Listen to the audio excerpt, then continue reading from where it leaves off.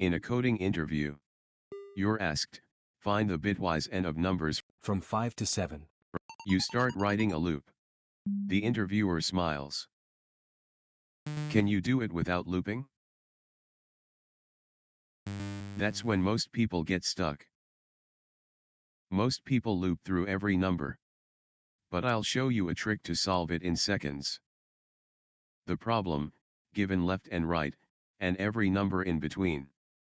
Example, 5 to 7. That means, 5 and 6 and 7. Let's look at them in binary. 5 is 101, 6 is 110, 7 is 111. When we end them, only the first bit survives.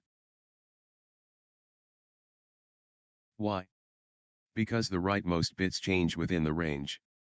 Changing bits become 0.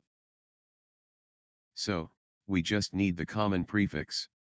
We shift both numbers right until they match. Shift 1, left becomes 2, 10, right becomes 3, 11. Not equal yet. Shift 2, left becomes 1, 1, right becomes 1, 1. Match found. White heavy check mark. Now, shift left, 1, back by 2 positions. 1 2 equals 4. Boom. If this trick blew your mind, do me a huge favor, smash that like button, it helps the algorithm find other coders.